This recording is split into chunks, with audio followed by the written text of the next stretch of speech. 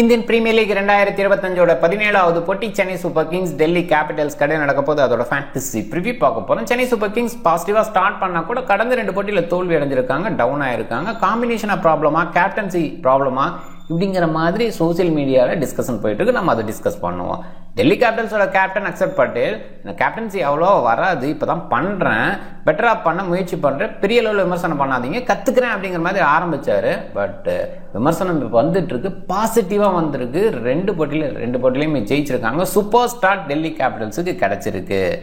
சென்னையில் சிஎஸ்கேவை ஜெயிக்கிறது அவ்வளோ ஈஸி கிடையாது, சிஎஸ்கேவோட கோட்டையா இருந்திருக்கு. பட் ஸ்பின்கோ அக்சர் பட்டேல் கிட்ட பெட்டரா இருக்கு அப்படிங்கிற அந்த விஷயத்தினால இன்னைக்கு ஜெயிக்க முடியுமா? ருத்ராஜ் கயக்வாட் வேற இந்த போட்டியில் விளையாடுறதுக்கான வாய்ப்பு குறைவா இருக்கு. இன்ஜுரி கன்சர்ன் அவருக்கு இருக்கு.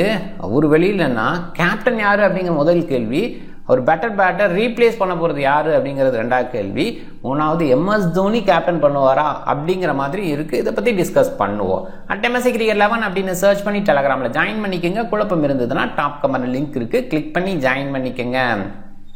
X11 சூப்பரான ஆப், ஸ்மால் லீக்கு பெஸ்டா இருக்கு. ரெகுலரா ஃப்ரீ கான்டெஸ்ட் கொடுக்குறாங்க. பிராக்டிஸ் பண்ணணும்னு நினைக்கிறவங்களுக்கு நல்ல வாய்ப்பு. இந்த போட்டியில் iPhone 16க்கான கான்டெஸ்ட் 16 ரூபீஸ்ல இருக்கு, பயன்படுத்திக்கங்க. லீடர் போர்டு இருக்கு, லீடர் போர்டில் இங்கே வின் பண்ணுறது அவ்வளோ ஈஸியான ஒரு விஷயம்.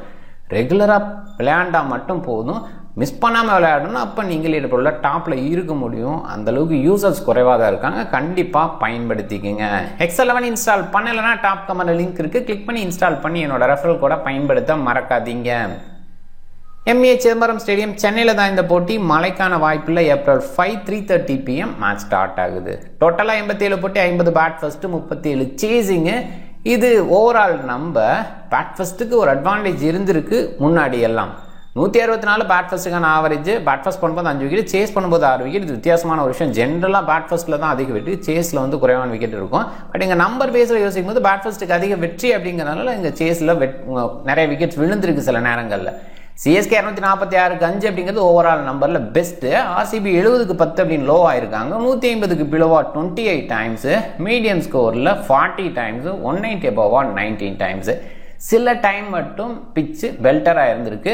ஓவராலாக ஸ்லோ ட்ராக் அப்படிங்கிற மாதிரி MA சிதம்பரம் ஸ்டேடியம் நமக்கு இருந்திருக்கு. ஸ்பின்னர்ஸுக்கு அசிஸ்ட் இருக்கும். கொஞ்சம் ஹார்ட்னஸ் இருந்ததுன்னா, கொஞ்சம் சாஃப்ட் ஆச்சுன்னா பேஸ் பவுலர்ஸில் வேரியேஷன் கொடுக்குற பவுலர்ஸுக்கு விக்கெட் விழும். ஓவராலாக பார்க்கும்போது இந்த பர்டிகுலர் கிரவுண்டை பொறுத்த வரைக்கும் slow nature track, day match அப்படின்றனால பேட் ஃபர்ஸ்ட் ப்ரிஃபர் பண்ணுறது நல்ல ஒரு விஷயமா பார்க்கலாம். டைமென்ஷன்ஸ் பெருசாக இருக்கும். அந்த வகையில் ஸ்பின்னர்ஸுக்கு கொஞ்சம் அசிஸ்ட் கிடைக்கலாம் அப்படின்னா கூட வேரியேஷனுக்கு இங்கே வேல்யூ இருக்கும். எப்பயுமே அந்த வகை பவுலர்ஸ் தான் சக்ஸஸ் பண்ணுறாங்க. இனிஷியலாக கொஞ்சம் பேட் பண்ண முடியும். இனிஷியல் ஸ்விங் அப்படிங்கிறது இங்கே பெருசாக கிடைக்காது. டே மேட்ச்சில் ஜென்ரலாக சீ ப்ரீஸ் அப்படிங்கிறது ஈவினிங் டைமில் கிடைக்கிற ஒரு விஷயமா இருக்கும். அதனால் இனிஷியலாக கொஞ்சம் இருக்கலாம், கொஞ்சம் டிஃப்ரென்ஸ் கிரியேட் பண்ணலாம். பட் டே மேட்ச் அப்படின்றனால ஓவராலாக ஓப்பனர் அப்படிங்கிற வகையில் பெட்டர் அவுட்புட் கொடுக்கலாம். அண்ட் லேட்டர் பேஸில் பிச் டவுன் ஆகும் அப்படிங்கிறத மைண்ட் பண்ணிக்கோங்க. ரீசெண்ட் இயர்ஸில் 30 போட்டி, அதாவது கடந்த 4 வருஷம் 2021க்கு அப்புறம் அதில் 30 போட்டி 15 பேட் ஃபர்ஸ்ட் வின்னு, 15 சேசிங் வின்னு. இங்கே பெரிய டிஃப்ரென்ஸ் இல்லை. முன்னாடி பேட் ஃபர்ஸ்ட்டுக்கு அட்வான்டேஜ் இருந்த மாதிரி இப்போ இல்லை. சேசிங்க்கும் ஓரளவுக்கு அட்வான்டேஜ் இருக்குது. ஈக்குவலாக பார்க்குறோம். 165 பேட் ஃபர்ஸ்ட்டுக்கான ஆவரேஜ் இருந்திருக்கு. ஒரு ரன் தான் வித்தியாசம். இம்பாக்ட்ஸ் அப்பெல்லாம் வந்ததுக்கப்புறம் பெரிய மாற்றங்கள் இல்லை அப்படின்னு தான் நான் புரிஞ்சுக்கிறேன். ஒரு பாயிண்ட் இங்கே நோட் பண்ண வேண்டிய பாயிண்ட், 30 போட்டியில் 150க்கு பிலோவா 10 டைம்ஸ் வந்திருக்கு. இது பெரிய அளவுக்குன்னு சொல்லணும். இப்போ மாடர்ன் டே கிரிக்கெட்டில் 150 பிலோ அப்படின்னு வருதுன்னா அது கொஞ்சம் அவ்வளோ ஈஸி இல்லை. ஸோ கொஞ்சம் டஃப்பாகவும் இருந்திருக்கு. சில நேரங்களில் இந்த மீடியம் அண்ட் லோ எண்டில் ஸ்கோர் வரலாம்.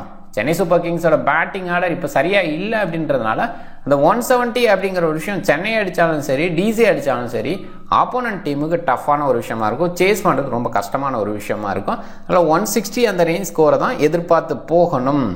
அண்டு மேக்ஸிமம் சென்னைக்கு எகெயின்ஸ்டாக மற்ற டீம்ஸும் அவ்வளோ ஈஸியாக பெரிய ஸ்கோர் அடிக்கல. போன போட்டியில் RCB அடித்தாங்க, நல்லா ஹார்ட் ஹிட்டர்ஸ் வச்சுருந்தாங்க. அந்த வகையில் ஒரு சில நேரங்கள் அப்படி நடக்கும். பட் மேக்ஸிமம் டைம் சென்னைக்கு எகெயின்ஸ்டாக ஆப்போனன்ட் டீம்ஸ் நிறைய ஸ்கோர் பண்ணுறதில்ல அப்படிங்கிறதையும் மைண்ட் பண்ணிக்கோங்க. CSK அவங்களோட கோட்டையா சென்னை இருந்திருக்கு. 73 போட்டியில் 51ல் ஜெயிச்சிருக்காங்க, 22ல் தான் தோத்துருக்காங்க. 31 பேட் ஃபர்ஸ்ட் வின்னாகவும், 20 சேசிங்கில் வின்னாகவும், 172 பேட் ஃபர்ஸ்ட்டுக்கான ஆவரேஜ் ஆகும், சேசிங்க்கு 150க்கு நம்பர் அப்படிங்கிற மாதிரி இருந்திருக்கு. அண்ட் பேட் ஃபர்ஸ்ட் பண்ணும்போதும் சேஸ் பண்ணும்போதும் 5 விக்கெட்டை தான் விட்டுருக்காங்க. 208 வரைக்கும் சேஸ் பண்ணியிருக்காங்க. DC 11 போட்டியில் 7ல் லாஸ் ஆகிருக்காங்க, 4ல் மட்டும்தான் ஜெயிச்சிருக்காங்க. அதில் சேஸ் பண்ணும்போது தான் 3 வெற்றி, பேட் ஃபர்ஸ்ட் பண்ணும்போது ஒரு வெற்றி. இந்த ஆவரேஜ் அவ்வளோ கிரேட்டாக இல்லை. டிசிங்க விளையாடும் போதெல்லாம் அந்தளவுக்கு கிரேட் நம்பர்ஸை வச்சுக்கிறது இல்லை. டிசியோட நம்பர்ஸ்ன்னு பார்க்கும்போது ஓவராலாக பெஸ்ட்டாலாம் இருக்காது, நிறைய ஸ்கோர்ஸ் வர மாதிரி இருக்காது. ஸோ அந்த பேஸில் தான் இந்த நம்பர் குறைவாக இருக்குது அப்படின்னு நான் அண்டர்ஸ்டாண்ட் பண்ணிக்கிறேன். அதில் சேஸ் பண்ணும்போது விக்கெட்ஸ் நிறையா விட்டுருக்காங்க. சக்ஸஸ்ஃபுல்லாக 172க்கு 2 அப்படிங்கிற அந்த நம்பர் ஜெயிச்சிருக்காங்க.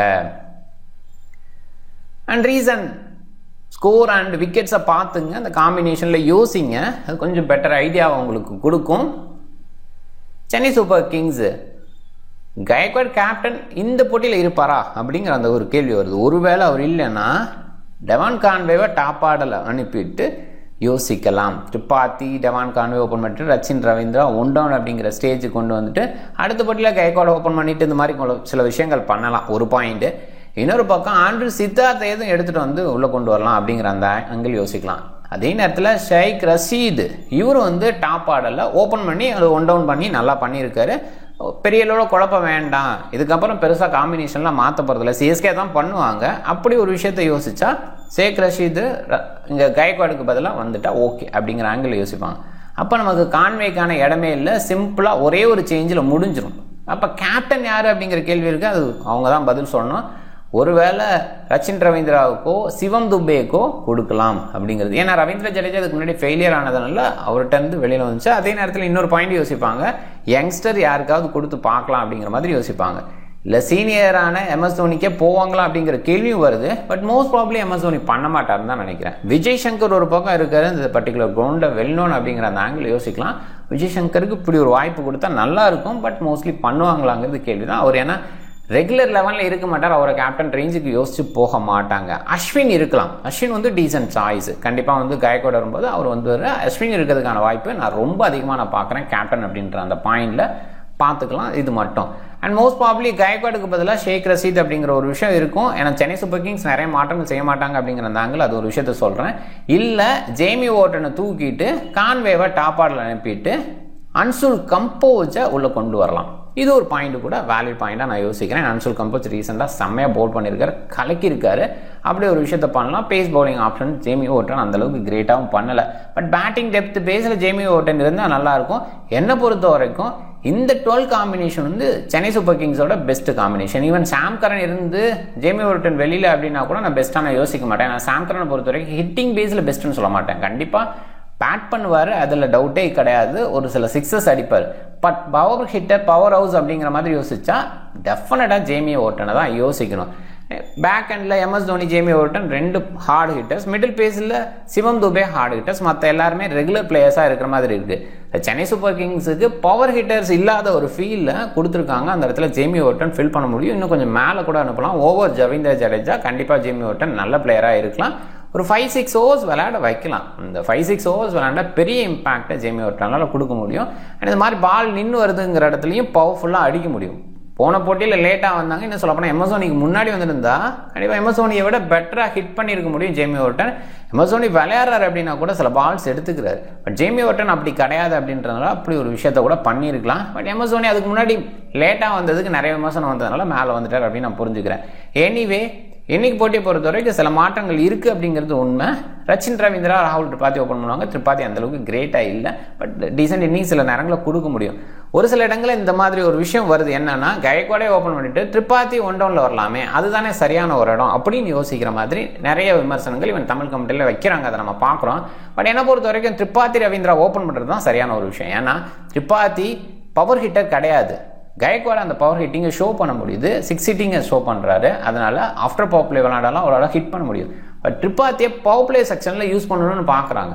அவர் கேப் பிக் பண்ணி விளையாடுவார், நிறைய ஸ்கொயர்ஸில் ஆடுவார். ஃபீல்ட் செட் பண்ணுறது கொஞ்சம் டஃப்பான ஒரு விஷயம் பவர் பிளேயில். அப்படிங்கும்போது அந்த இடத்துல ஓகே திரிபாதி நீங்கள் குயிக்காக ஆடிட்டு போங்க அப்படிங்கிற அந்த ஒரு இன்ஸ்ட்ரக்ஷனோட விளையாடுறாரு நான் அண்டர்ஸ்டாண்ட் பண்ணிக்கிறேன். அப்படி தான் போகிறது கரெக்டுன்னு நான் ஃபீல் பண்ணுறேன். கயக்வாட் மிடில் பேஸில் ஒரு ஸ்டெபிலிட்டி கொடுக்குற பிளேயர், 1 டவுன் பேட்ஸ்மேன் அப்படிங்கிற அந்த ஆங்கிலையும் பொருந்துவார் அப்படின்னால அது நல்ல சாய்ஸு. ரவீந்திரா திரிபாதி ஓப்பன் பண்ணுவாங்க 1 செகண்ட். கயக்வாட் இருந்தால் ஓகே இந்த காம்பினேஷன், இல்லைன்னா மாற்றம் இருக்கும். சிவம் துபே பொறுத்த வரைக்கும் நல்லா ஹார்டு ஹிட்டிங், இந்த சீசனில் கொஞ்சம் டவுனாக இருக்காரு. விஜய் சங்கர் நல்ல பிளேயர், ரீசெண்டாக நல்ல சீசன் அமைஞ்சிருக்கு, டொமஸ்டிக் சீசன். அதை இங்கே கொண்டு வருவாரான்னு பார்க்குறோம். போன போட்டியில் ஒரு 6 அடிச்சார், அடுத்த பால்லே காலியானார். கொஞ்சம் என்னன்னா இன்னுமே அதை கற்றுக்க மாட்டார் அப்படிங்கிற மாதிரி தான் இருக்குது. கொஞ்சம் பெட்டராக பண்ணலாம். ஒரு பால் அடிக்கணும்னா அடுத்த பால் எப்படி வருது, பாலுக்கு ரியாக்ட் பண்ணணும் அப்படிங்கிற அந்த ஆங்கிள் இல்லாமல் அந்த எமோஷனோட போகிறது அப்படிங்கிறது விஜய் சங்கர்கிட்ட தொடர்ந்து நம்ம பார்க்குற ஒரு விஷயம் பார்க்கலாம்.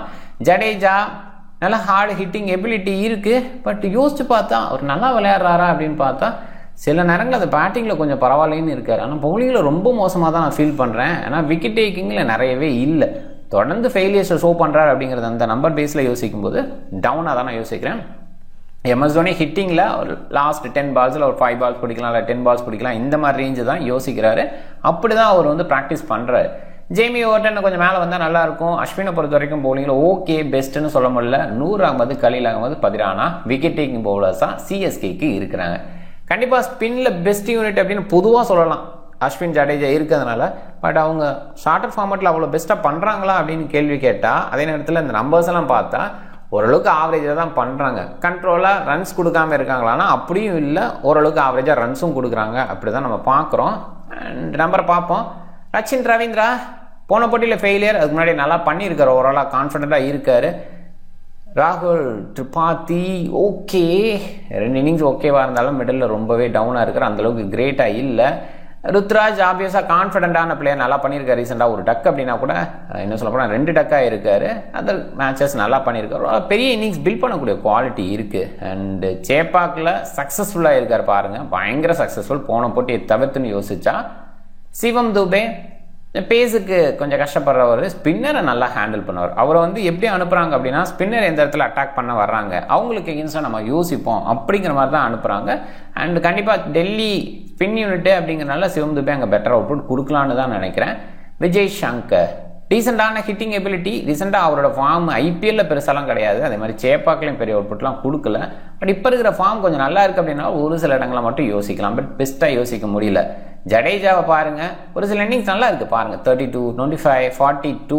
இது வந்து பேக் எண்டில் இது நல்ல நம்பர்னு சொல்லலாம். அதே நேரத்தில் டிசிக்கு எகென்ஸ்டாக எல்லாத்துலேயுமே 20+ அடிச்சிருக்கு, அதுவுமே ஓகே. பட் பவுலிங்லன்னு பார்க்குறப்ப நம்பரே இல்லை, நிறைய ஜீரோஸு. போன போட்டியில் தான் 2 ஓவருக்கு 1 விக்கெட். அந்த இடத்துலையுமே ருத்ராஜ் கைக்வாட் அவ்வளோ லேட்டாக பயன்படுத்தினார் அப்படின்ற கேள்வி இருக்குது. பட் ஸ்டில் லெஃப்ட் ஹேண்டர் இருந்தனால ரவீந்திராவை பயன்படுத்தலை. பட் கேம்பலாக ஒரு இடத்துல பயன்படுத்தி ஆகணும் அப்படிங்கிற அந்த ஆங்கிளுக்கே போகலை. அடிக்கும்போது கூட அவர் எடுத்துகிட்டே வரல அப்படிங்கிறது இருக்குது. ஸோ எனிவே ஒரு ராங்கான விஷயத்தை தான் அந்த இடத்துல நான் பார்க்குறேன். அண்ட் ரவீந்திர ஜடேஜா அங்கே விக்கெட் எடுத்தார். அண்ட் டிசிக்கு எகென்ஸ்டாக ஒரு விக்கெட் எடுத்திருக்காரு. அண்ட் சேப்பாக்கில் பாருங்கள் தொடர்ந்து விக்கெட் இல்லாமல் தான் இருந்திருக்காரு. அண்ட் ஜேமி ஓவர்டன்னு பார்க்கும்போது ஆப்வியஸாக ஒரு 3 விக்கெட் எடுத்திருக்காரு ரீசெண்டாக. அண்ட் அது வந்து 24ல். அதுக்கப்புறம் போன போட்டியில் 2 ஓவர் 30 ரன், இனிஷியலாக நிறைய ரன்ஸ் கொடுத்துட்டாரு. கொஞ்சம் பெட்டராக பண்ணலாம். அஸ்வினை பாருங்கள் விக்கெட் டேக்கிங்கில் ஓகே தான். டிசிக்கு எகென்ஸ்டாக கொஞ்சம் பெஸ்ட்டாக இருந்திருக்காரு. 3 விக்கெட் 2 விக்கெட் 2 விக்கெட் கொஞ்சம் ஓகேன்னு நினைக்கிறேன். பட் ரீசெண்டாக கொஞ்சம் குறைவாக இருந்தால் கூட டிசிக்கு எகென்ஸ்டாக ஓரளவுக்கு டீசென்ட் நம்பர். அப்படியுமே சில நேரங்களில் விக்கெட்லெஸ்ஸாக இருந்திருக்காரு. நூர் அகமதோட விக்கெட் டேக்கிங் சூப்பர். இந்த சீசனில் பெஸ்ட்டாக கண்டிப்பாக வந்து சென்னை சூப்பர் கிங்ஸுக்கு பவுல் பண்ணிட்டு இருக்க. கண்ட்ரோலாக வீசுகிறார். 18 ரன் 36 ரன் 28 ரன் இப்படிங்கிற மாதிரி கண்ட்ரோல் இருக்குது. அதே நேரத்தில் 4, 3, 2 அப்படின்னு விக்கெட்ஸும் எடுத்துகிட்டு இருக்காரு. கலீலோட விக்கெட் டேக்கிங் ஆரம்பத்துலேருந்து சொல்லிட்டு இருக்கோம், இந்த சீசனில் கண்டிப்பாக பெஸ்ட் அவுட்புட்டை ஒரு கொடுப்பாரு அப்படிங்கிற மாதிரி கடைசி வரைக்கும் இருக்கார். இன்ஜுரி ஃப்ரீயாக இருக்கிறாருன்னா டெஃபினட்டாக அந்த கேப் அவருக்கு கிடைக்க வாய்ப்பு. மதிசா பதிரானா நல்ல பவுலிங் கொடுக்குறாரு. ரீசெண்டாக பாருங்கள் 2, 2, 2, 2 செமையாக கலக்கிறாரு. இதுதான் எந்த 3 பிளேயர், இவங்க 3 பேரும் விக்கெட் டேக்கிங்கில் இருக்கிற மாதிரி அஸ்வினும் ஜடேஜா விக்கெட் டேக்கிங்கில் இருந்தால் பெஸ்ட்டாக இருக்கும். கண்டிப்பாக டெஸ்ட் கிரிக்கெட்டில் பெஸ்ட் பவுலர்ஸ் அப்படின்னு நான் இப்பயுமே சொல்லுவேன். ஆனால் இந்த ஃபார்மேட்டில் பெஸ்ட் பவுலர் என்னால் சொல்ல முடியல. இன்னைக்கு டே மேட்ச்சு ஒருவேளை கேம்குள்ளே வருவாங்களோ வரலாமோ அப்படின்னு யோசிக்க தோணுது. டெல்லி கேபிட்டல்ஸு இந்த டீம் பொறுத்த வரைக்கும் அக்ஷர் பட்டேல் லீட் பண்ணுறாரு, நல்லா பண்ணியிருக்காரு இது வரைக்கும். அசுதோஷ் சர்மா முதல் போட்டியில் வேறு லெவல் பண்ணார். விப்ராஜ் நிக்காம் ஃபைண்டுங்கிற மாதிரி இந்த சீசனுக்கு இந்த டீமுக்கு இருக்கார், கலக்கியிருக்காரு அப்படின்னு சொல்லலாம். அண்ட் ஓவராலாக ஒரு கம்பைண்டாக இருக்காங்க. ஒரு பாயிண்டில் left arm orthodox, leg break, அன்ஆர்த்ராக்ஸுக்கு குல்தீப் இப்படி மாதிரி ஒரு காம்பினேஷன் ஸ்பின் பேஸில். முகேஷ்குமார் பேஸ் கொடுப்பாரு, மோஹித் சர்மா வெரைட்டி கொடுப்பாரு, ஸ்டார்க் யாக்கர் லென்த்து ஸ்விங்கு இப்படின்னு கொடுப்பாரு. இந்த மாதிரி ஒரு சூப்பர் காம்பினேஷன் போலிங் பேஸில் இருக்குது. இது வந்து கண்டிப்பாக பெஸ்ட்டுன்னு சொல்லலாம். அந்த போலிங் பேஸில் ஓவரால் காம்பினேஷன் லீட் பண்ணுறதுக்கு ஒரு பக்கம் மிச்சல் ஸ்டார்க்கு அதுவே போதும்னு நான் நினைக்கிறேன். குல்தீப் இன்டர்நேஷ்னலில் ஒரு ஸ்பின்னரில் பெஸ்ட் லெவலில் இருந்திருக்காரு. அவர் கூடவே அக்ஷர் பட்டேல் இருக்கிறது செம்மன்னு சொல்லலாம். அண்ட் பேட்டிங் பேஸில் டாப் ஆர்டரில் ஃபாஃப் கண்டிப்பாக அடிக்கணுங்கிற இடத்துல அடிக்க முடியும், ஸ்டெபிலிட்டி கொடுக்கணுங்கிற இடத்துல ஸ்டெபிலிட்டி கொடுக்க முடியும். சவுத் ஆஃப்ரிக்காவுக்கு கேப்டன்சி பண்ணியிருக்காரு, லீட் பண்ணியிருக்காரு. இப்போ ரீசெண்டாக ஆர்சிபி லீட் பண்ணியிருக்காரு. அந்த லீடர்ஷிப் கெப்பாசிட்டி இருக்குது அப்படின்றதுனால அதை அழகாக டாப் ஆர்டரில் பவர் பிளேயில் பண்ண முடியும். அண்ட் பவர் பிளே யூஸ் பண்ணுறாரு, அது முக்கியமான ஒரு விஷயமா பார்க்குறேன். ஜாக் ஃப்ரேசர் மெக்கருக்கு கொஞ்சம் கான்ஃபிடென்ட் இல்லாத யங்மேனாக இருக்காரு. பட் ஐபிஎல்ல நல்லா பண்ணியிருக்காரு, சில இன்னிங்ஸ் பெஸ்ட்டாக இருந்திருக்கு. பட் கான்ஃபிடென்ட் ஃபீல்டில் டவுனாக இருக்காரு. அபிஷேக் போரலும் டவுனாக இருக்காரு. விக்கெட் கீப்பராக பாசிபிளாக கேஎல் ராகுல், போன பட்டில் கேஎல் ராகுல் தான் இருந்தார் விக்கெட் கீப்பராக. இவர் இல்லை, க்ளோவருக்கு கேஎல் ராகுல் தான். கேஎல் ராகுலோட கான்ஃபிடென்ட் நல்லா இருக்குது, பார்க்கலாம். கிறிஸ்டியன் ஸ்டப்ஸ் டீசெண்டான ஹிட்டிங் எபிலிட்டி, ஐபிஎல்னு வந்தால் நல்லா பண்ணியிருக்காரு. ரீசன்ட் ஃபார்ம் அதுக்கு முன்னாடி பெஸ்ட்டாக இல்லை. சர்மா சொல்லிட்டோம், பட் லேட்டாக வர்றது, இம்பாக்ட் சப்புன்னு வர்றதுனால யோசிக்கிற மாதிரி இருக்குது. Vipraj Nigam hard hitting ability, இன்னைக்கு பவுலிங் பேஸ்லையும் கண்டிப்பாக நல்லா பண்ண முடியும். மிஸ்டார்க்கோட bowling left arm fast, swing கிடைக்காத இடத்துல கொஞ்சம் டஃப் தான். பட் ஸ்டில் எஃபெக்டிவான யங்டோர் பவுலராக இருக்க முடியும். குல்தீப், மோஹித் சர்மா, முகேஷ் குமார் வெரைட்டி கொடுக்குற பவுலர்ஸு, விக்கெட் டேக்கிங் பவுலர்ஸ் ஓரளவுக்கு ஓகே. கண்டிப்பாக நான் ஏற்கனவே சொன்ன மாதிரி ஓவராலாக நான் ஏற்கனவே ஒரு சில டீம்ஸை கணிச்சு வச்சுருக்கேன் பிளே ஆஃபுக்கு வருவாங்க அப்படின்ற அந்த லிஸ்ட்டில். டெல்லி வந்து நல்லா பண்ணுறாங்க, ஒரு காம்பினேஷன் பெட்டராக இருக்காங்க அப்படின்னு ஃபீல் ஆகுது. நம்பர்ஸ் ஃபாஃப் ரீசனை நல்லா பண்ணியிருக்காரு ஓரளவுக்கு. ஜாக் ஃப்ரேசர் மெக்கருக்கு போன போட்டியில் ஓகே, அதுக்கு முன்னாடி கொஞ்சம் டவுனாக இருக்காரு. போன சீசனோட எண்டில் ஓகேவா இருந்திருக்காரு. அபிஷேக் போரல் போன சீசனோட எண்டில் நல்லா பண்ணியிருக்காரு, போன போட்டியில் ஓகேவான பர்ஃபார்மன்ஸு. கேஎல் ராகுல் ஆம்பியஸாக கன்சிஸ்டன்ட் இந்த ஃபார்மேட்டில், அதில் டவுட்டே இல்லை. சிஎஸ்கே எகென்ஸ்டாக 82 அடிச்சிருக்காரு, 40 அடிச்சிருக்காரு. சில இன்னிங்ஸ் நல்லா இருந்திருக்கு. அண்ட் சேப்பாக்கில் அவ்வளோ கிரேட் இல்லை, ஒரு கொஞ்சம் ஸ்கொயரில் ஆட போனால் சில நேரங்களில் ஷார்ட் மேக்கிங்கில் பெஸ்ட் அவுட்புட்டை கொடுக்க முடியாது. கொஞ்சம் ஸ்லோ நேச்சரில் ஸ்கொயரில் ஆடுறது இல்லை பிக்கப் ஷாட் ஆடுறது அவ்வளோ ஈஸி கிடையாது. கேஎல் ராகுலோட ஸ்ட்ரென்த்தை நான் பார்க்குறேன், அதில் கொஞ்சம் டவுனாகவும் ஆகலாம். பெஸ்ட்டாக கேப்டன் ரேஞ்சுக்கு யோசிக்க முடியாது, ஒன் ஆஃப் த பிளேயராக யோசிக்கலாம்.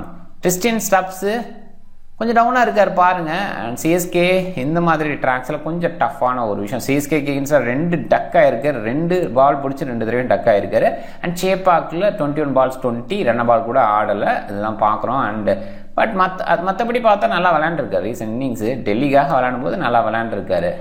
அக்ஷர் பட்டேல் ரீசெண்டாக சில இன்னிங்ஸு ஒரு சில இன்னிங்ஸ் நல்லா இருந்திருக்கு அண்ட் குயிக்காக ஆட முடியும் அப்படின்னு ஷோ பண்ணியிருக்காரு. பட் பெஸ்ட்டுன்னெல்லாம் சொல்ல முடியல, பெரிய இன்னிங்ஸ் பில்டிங் அப்படின்னு மாதிரி வரல. பட் பவுலிங்லேயும் சில இடங்கள் ஓகேவாக இருந்தால் டீசெண்டாக யோசிக்கலாம். அசுதோஷ் சர்மா ஃபினிஷ் பண்ணி கொடுத்தாரு, அது ஞாபகம் இருக்கும். போன போட்டியில் உள்ளே வரல, இம்பாக்ட் சப் பேஸில் கூட வரல. இந்த போட்டியில் இம்பாக்ட் சப்பாக தான் யோசிப்பாங்க. பவுலிங்கில் கிறிஸ்டியன் ஸ்டப்ஸு ஒரு சில நேரங்களில் பவுல் பண்ணும்போது விக்கெட் எடுத்திருக்காரு, செம்மையாக இருக்குது. போன போட்டியில் தான் ஒரு 28 ரன் கொடுத்துட்டாரு, கொஞ்சம் டஃப்பு. அக்ஷர் பட்டேல் ரீசெண்டாக 2 இன்னிங்ஸில் விக்கெட் எடுக்கல, கொஞ்சம் கேப்டனாக மைண்டில் கொஞ்சம் டவுன் ஆகலாம், அது இல்லைன்னு சொல்ல நர்வ்ஸ் இருக்கும். அந்த மாதிரி விஷயம் அவர் வந்து பெஸ்ட் அவுட்புட்டை கொடுக்க வைக்காது, ஃப்ரீ ஃப்ளோவாக விளையாட வைக்காது. பட் கொஞ்சம் பழகிட்டார், ஒரு சில போட்டிகளில் ஜெயிச்சிட்டார். இப்போ 2 போட்டி ஜெயிச்சிட்டாரு, கண்டிப்பாக ஒரு கான்ஃபிடென்ட்டோட இந்த போட்டி வரலாம். அதே நேரத்தில் டே மேட்ச்சில் விக்கெட் டேக்கிங்கில் உள்ளே வருவார்னு நான் நம்புகிறேன்.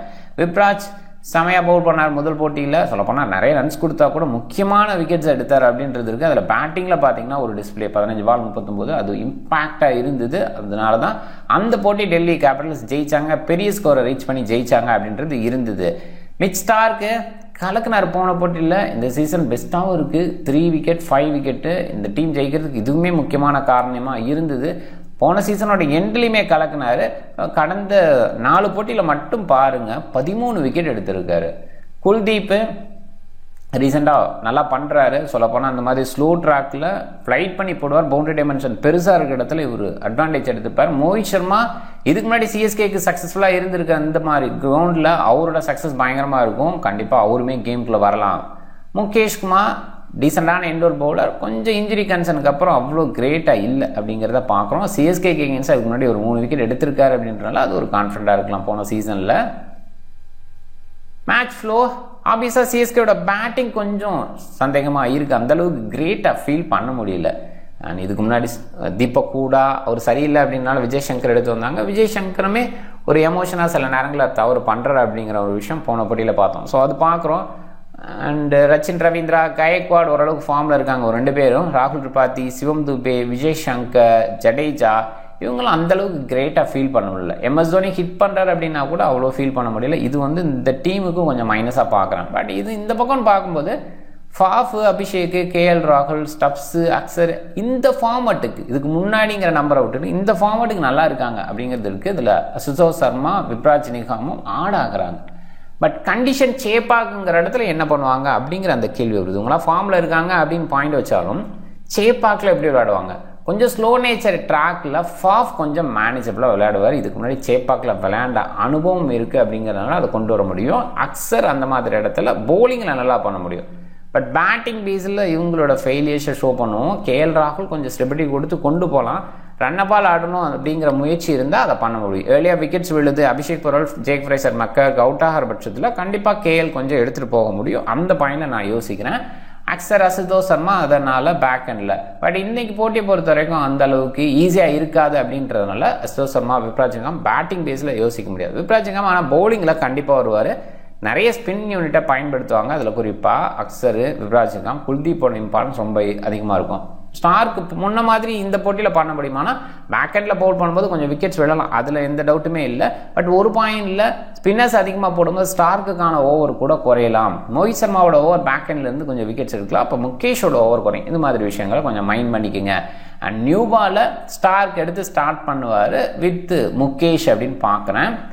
சிஎஸ்கேன்னு பார்க்கும்போது நியூ பாலை Khaleel with Jamie Overton start பண்ணலாம். ஸோ இதுதான். பட் காம்பினேஷன் எப்படி இருக்க போகுது? அன்சுல் கம்போஸ் வந்தால் கண்டிப்பாக கலீல் வித் அன்சுல் கம்போஸ் அப்படின்னு தான் ஸ்டார்ட் பண்ணுவாங்க. ஃபாஃப், ஜேக் ஃப்ரேசர் மெக்கருக்கு அப்படிங்கும் போது அஸ்வினை வச்சு கூட ஸ்டார்ட் பண்ணலாம் அப்படிங்கிற அந்த ஆங்கிள் போகலாம். டே மேட்ச்சு.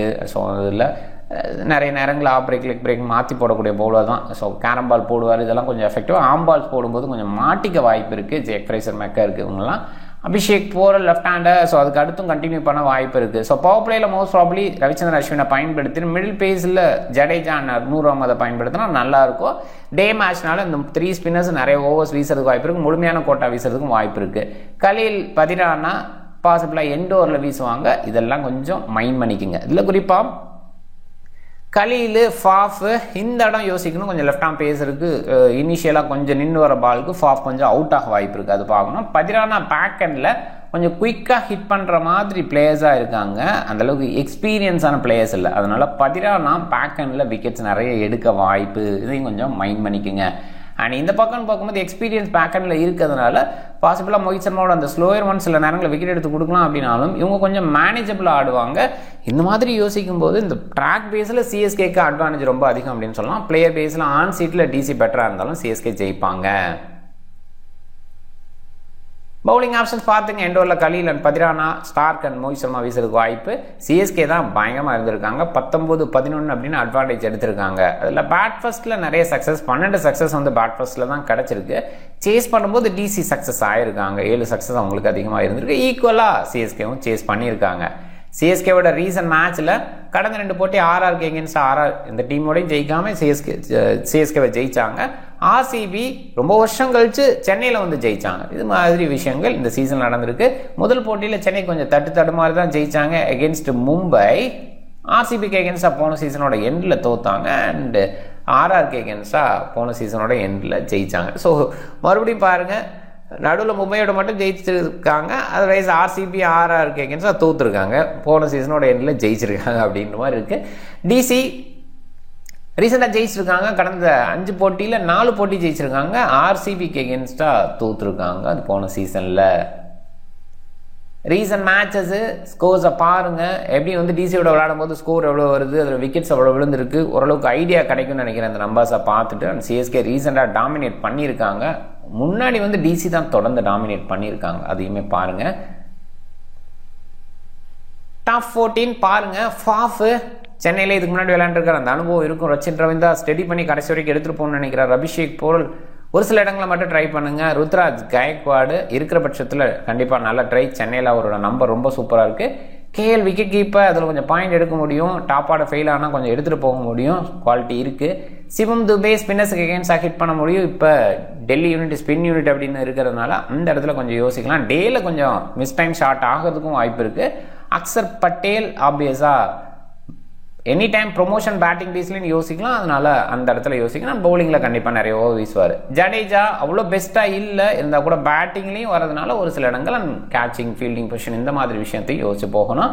விப்ராஜ் நிகாம் இன்னைக்கு கொஞ்சம் அதிகமான ஓவர்ஸ் வீசலாம். ஸ்டார்க்கு, குல்தீப் யாதவ், நூர் அகமது இவங்கெல்லாம் விக்கெட் டேக்கிங்கில் என்ன சொல்ல போனால் இந்த 5 மெம்பர்ஸும் விக்கெட் டேக்கிங்கில் பெஸ்ட்டாக இந்த சீரீஸை ஸ்டார்ட் பண்ணியிருக்காங்க. அது கண்டினியூ ஆக வாய்ப்பு.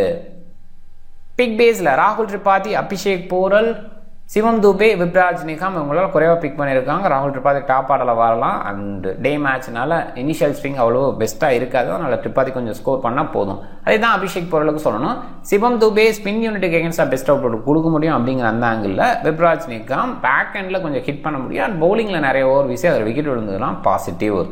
ரச்சின் ரவீந்திரா, ருத்ராஜ் கைக்வாட், ஸ்டார்க்கு நிறைய பேர் கேப்டனாக ட்ரை பண்ணியிருக்காங்க. கைக்வாட் இன்ஜுரி கன்சர்ன் ஃப்ரீயாக இருந்தால் கொஞ்சம் பெட்டராக பார்க்கலாம். இன்ஜுரி ஆனதுக்கப்புறம் ஓகே விளையாட வைக்கலாம், இம்பாக்ட் சப் மூலமாக அதை மேனேஜ் பண்ணலாம்னா கேப்டன் வேறு பேராக இருப்பாங்க, இவர் வந்து பேட்மெண்ட்டும் பண்ணலாம் அப்படிங்கிற ஒரு விஷயம் கூட இருக்கலாம். அது மட்டும் ஆன் டைமில் பார்த்துப்போம்.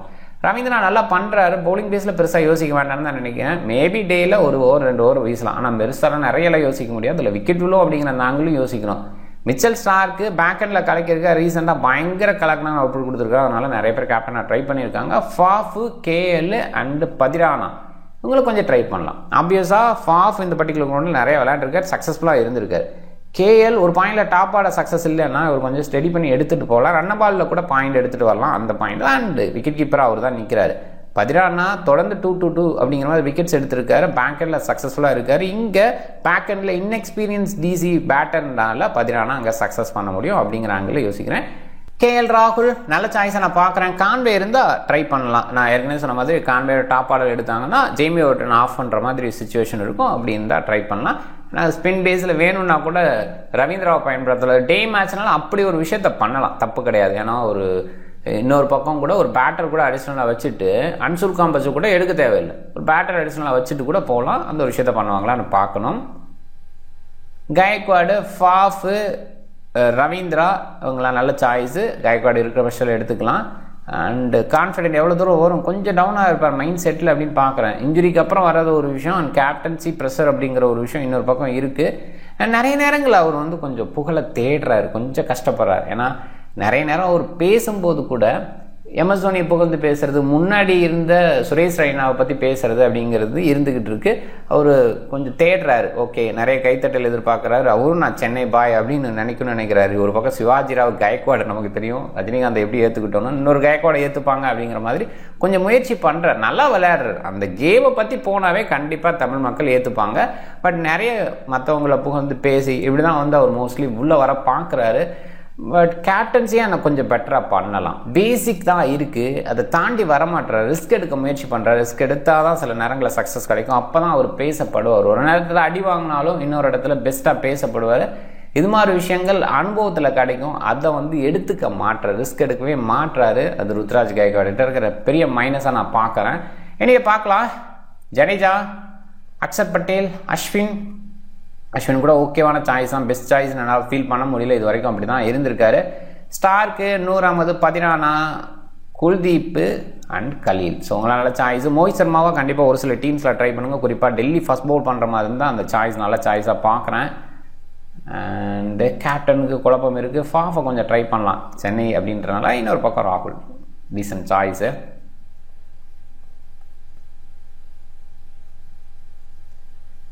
டீம் பாருங்க, நீங்கள் டிஃப்ரெண்ட் டீமை ட்ரை பண்ணுங்கள். இந்த வீடியோ பிடிச்சிருந்தா லைக் பண்ணுங்கள், உங்கள் ஃப்ரெண்ட்ஸுக்கு ஷேர் பண்ணுங்கள், சேனலை சப்ஸ்கிரைப் பண்ண மறக்காதீங்க. மிக்க நன்றி.